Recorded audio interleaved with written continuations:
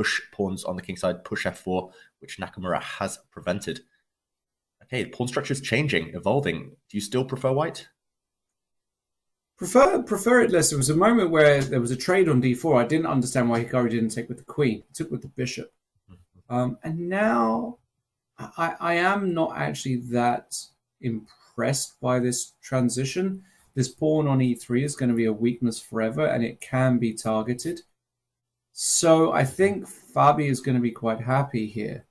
And yeah, he puts the knight on e5, knight on f4. Still probably is better for white, but how much I'm not entirely sure.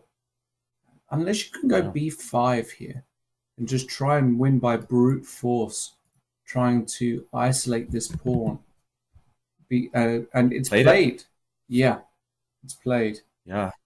The timing of this breakthrough, you have to be very, very careful. You don't want to prematurely push this pawn because suddenly the position might open, and if your pieces aren't ready, it might backfire. But I think he's timed it correctly. As you say, Lawrence, black is simply not ready. The d pawn, the d5 pawn is doomed if you ever try to exchange off white's majority there, white's advancing pawns on the queen side.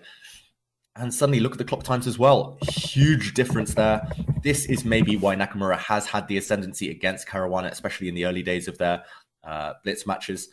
It's almost 2 minutes for Nakamura. It's less than 30 seconds for Caruana. 20 seconds now. And he's had to play an artificial looking move, superficial here.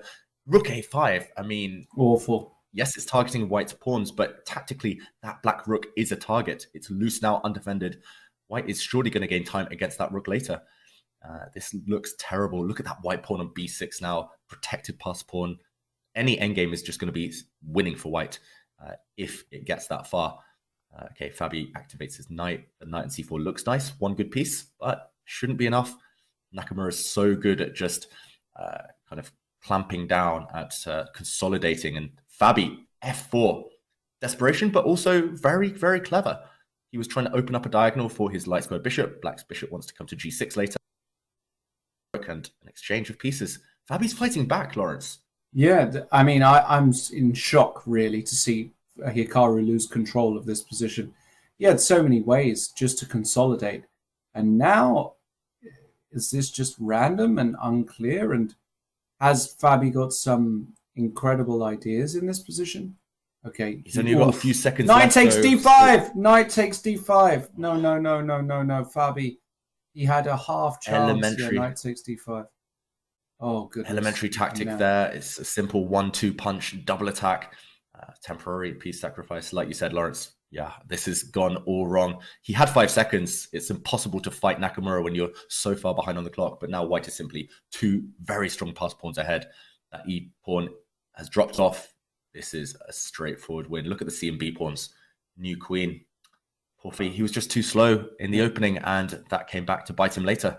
Nakamura takes the win. Massive win there for Hikaru.